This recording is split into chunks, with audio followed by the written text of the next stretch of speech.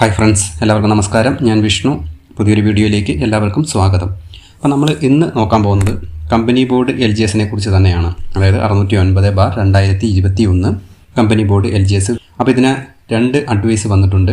അപ്പോൾ ആ 2 അഡ്വൈസിൻ്റെ ഡീറ്റെയിൽസും അതുപോലെ തന്നെ ഒരു 100 വേക്കൻസിയും കൂടെ വന്നു കഴിഞ്ഞാൽ എത്രത്തോളം റാങ്ക് ലിസ്റ്റിൽ നിന്ന് OCയും അതുപോലെ തന്നെ ഓരോ കാസ്റ്റിൻ്റെയും അഡ്വൈസ് എവിടം വരെ പോകും എന്ന് നമ്മൾ ഈ വീഡിയോയിലൂടെ പറയാൻ ശ്രമിക്കുന്നുണ്ട്. ഓക്കെ, അപ്പോൾ അത് എത്രത്തോളം കറക്റ്റ് ആവണമെന്നില്ല. ഞാനൊരു സെക്കൻഡ് അഡ്വൈസിന് ശേഷം ഉള്ള ആ ഒരു റാങ്ക് ലിസ്റ്റ് എടുത്തതിന് ശേഷം എൻ്റെ ഒരു കൺസെപ്റ്റ് അനുസരിച്ചാണ് ചെയ്തിരിക്കുന്നത്. അത് TPOയും അതുപോലെ തന്നെ ഡിലീഷനൊക്കെ വരുമ്പോഴത്തേന് ഒരുപാട് കുറച്ചുകൂടെ മുമ്പോട്ടൊക്കെ പോകും. അപ്പോൾ ഏകദേശം ഒരു ഐഡിയ ആണ് പറയുന്നത്. ഓക്കെ, അപ്പോൾ നമുക്ക് ഫസ്റ്റ് അഡ്വൈസിനെ കുറിച്ച് നമുക്ക് നോക്കാം. ഫസ്റ്റ് അഡ്വൈസ് 1038 വേക്കൻസിക്കാണ് അഡ്വൈസ് അയച്ചത്. അത് 412 NGDക്കും അതുപോലെ തന്നെ 626 ഫ്രഷ് വേക്കൻസിക്കുമാണ് ഫസ്റ്റ് അഡ്വൈസ് അയച്ചത്. അത് OCയിൽ മെയിൽ 806ഉം ഫീമെയിൽ 785ഉമാണ് പോരുന്നത്. ഓക്കെ, അപ്പോൾ അതിൻ്റെ ടേബിളാണ് ഞാൻ തന്നിരിക്കുന്നത്. അത് നിങ്ങൾ ആ ടേബിൾ കണ്ടൊന്ന് മനസ്സിലാക്കുക. ഓക്കെ, ഇനി സെക്കൻഡ് അഡ്വൈസ് എന്ന് പറഞ്ഞാൽ സെക്കൻഡ് അഡ്വൈസ് 59 വേക്കൻസിക്കാണ് സെക്കൻഡ് അഡ്വൈസ് അയച്ചത്. അത് ഓപ്പൺ കോമ്പറ്റീഷനിൽ നിന്ന് മെയിൽ 835 റാങ്ക് വരെയും ഫീമെയിൽ 842 റാങ്ക് വരെയുമാണ് പോയിരിക്കുന്നത്. ഓക്കെ, അപ്പോൾ ഇത് രണ്ടും നിങ്ങളൊന്ന് നോക്കിയാൽ മനസ്സിലാക്കാൻ പറ്റും. ഫസ്റ്റ് അഡ്വൈസിൽ മെയിൽ 806, സെക്കൻഡ് അഡ്വൈസിൽ മെയിൽ 835.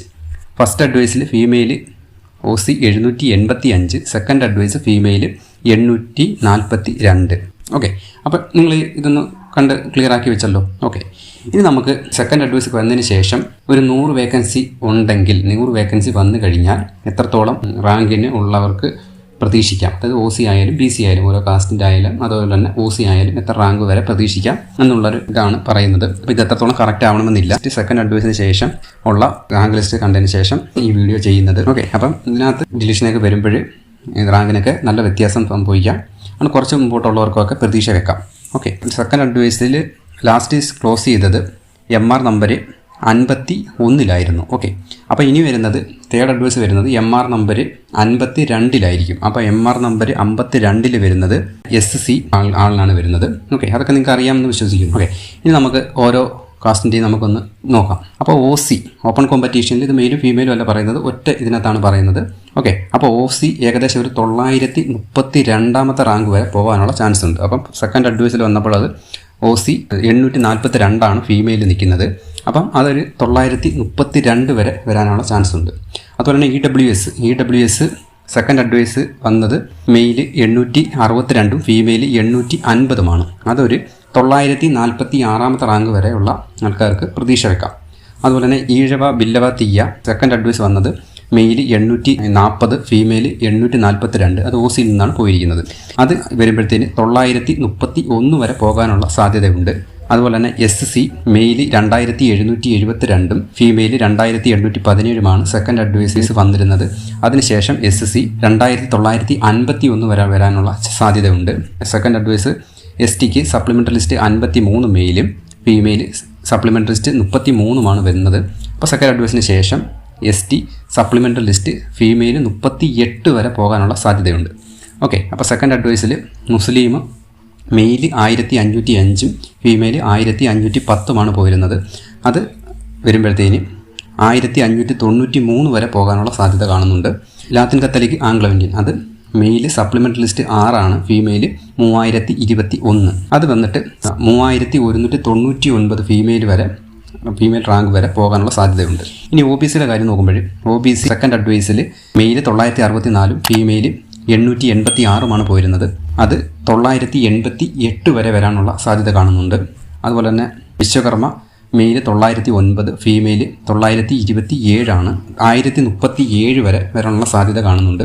അടുത്ത SIUC നാടാർ 1160 മെയിലും 1662 വരെയുമാണ് സെക്കൻഡ് അഡ്വൈസ് പോയിരുന്നത്. അത് 1749 വരെ വരാനുള്ള സാധ്യത കാണുന്നുണ്ട്. SCCC male supplementary list 9, female supplementary list 11. അത് സപ്ലിമെൻ്ററി ലിസ്റ്റ് 12 വരെ വരാനുള്ള സാധ്യത കാണുന്നുണ്ട്. അടുത്ത വന്നിട്ട് ധീവര മെയിൽ 2212ഉം 1964മാണ് സെക്കൻഡ് അഡ്വൈസ് വന്നിരുന്നത്. അത് 2103 വരെ വരാനുള്ള സാധ്യതയുണ്ട്. ഇനി DAയുടെ കാര്യം നോക്കുകയാണെങ്കിൽ DAയിൽ LBക്ക് സെക്കൻഡ് അഡ്വൈസ് വന്നത് 12 വരെയാണ്. DAHI വന്നത് 26 വരെയാണ്. LDCP വന്നത് 18 വരെയാണ്. അത് DALB 13 വരാനും അതുപോലെ തന്നെ DAHI 27 വരാനും DALDCP 19 വരാനുള്ള സാധ്യതയാണ് കാണുന്നത്. അപ്പോൾ നമ്മളിതൊരു 100 വേക്കൻസി അസ്യൂം ചെയ്തിട്ടാണ് അഡ്വൈസ് ചാർട്ട് ഡെമോ തയ്യാറാക്കിയിരിക്കുന്നത്. അത് എത്രത്തോളം കറക്റ്റ് ആണോ എന്ന് പറയാൻ പറ്റില്ല. കാരണം 100 വേക്കൻസിയാണ് നമ്മളിപ്പോൾ എടുത്തിരിക്കുന്നത്. അത് ചിലപ്പം വെബ്കോയിൽ ആൻറ്റിസിപ്പേറ്റഡ് വേക്കൻസി മെച്ചൂർഡ് ആകുന്നതും അതുപോലെ തന്നെ ഇപ്പോൾ ഒരു കാര്യം കൂടെ പറയാനുണ്ട്. ഇനി പുതിയ വേക്കൻസി റിപ്പോർട്ട് ചെയ്തിട്ടുണ്ട്. പുതിയ വേക്കൻസി 8/5/2024 2 ഫ്രഷ് വേക്കൻസി റിപ്പോർട്ട് ചെയ്തിട്ടുണ്ട്. Kerala 2D workers welfare fund ബോർഡിലാണ്. അതും കൂടി കൂട്ടുമ്പോഴത്തേന് വെബ്കോയിൽ എത്രത്തോളം വേക്കൻസിയാണ് മെച്ചൂർഡ് ആകുന്നത്, ജൂണിൽ മെച്ചൂർഡ് ആകാനുള്ള സാധ്യതയുണ്ട്. അപ്പോൾ അതും കൂടി വരുമ്പോഴത്തേന് ഏകദേശം നമുക്കൊരു 60-65 വേക്കൻസിയോളം വരുമെന്ന് നമുക്ക് പ്രതീക്ഷിക്കാം. ആ പ്രതീക്ഷ വെച്ചിട്ട് നിങ്ങൾ നോക്കിക്കഴിഞ്ഞാൽ നിങ്ങൾക്ക് മനസ്സിലാക്കാൻ പറ്റും ഈ സെക്കൻഡ് അഡ്വൈസിന് ശേഷം, അതായത് തേർഡ് അഡ്വൈസിൽ എത്രത്തോളം അഡ്വൈസ് പോകാനുള്ള സാധ്യതയുണ്ടെന്ന്. ഓക്കെ, ഇത്രയേ ഉള്ളൂ. അപ്പം വീഡിയോ ഇഷ്ടപ്പെട്ടിട്ടുണ്ടെങ്കിൽ ലൈക്ക് ചെയ്യുക, ഡൗട്ട് വല്ലതും ഉണ്ടെങ്കിൽ കമൻറ്റ് ചെയ്യുക. അതുപോലെ തന്നെ ചാനൽ ഒന്ന് സബ്സ്ക്രൈബ് ചെയ്ത് വെക്കുക. ഇതുപോലുള്ള ഇൻഫർമേറ്റീവായ കാര്യങ്ങൾ അപ്പോഴപ്പോൾ തന്നെ നിങ്ങൾക്ക് എത്തുന്നതിന് വേണ്ടിയിട്ട് ആ ബെൽ ഐക്കണും കൂടെ ഒന്ന് എനേബിൾ ചെയ്ത് വെക്കുക. അപ്പോൾ പുതിയൊരു വീഡിയോ ആയിട്ട് ഉടനെ തന്നെ നമുക്ക് കാണാം. എല്ലാവർക്കും വളരെയധികം നന്ദി. നമസ്കാരം.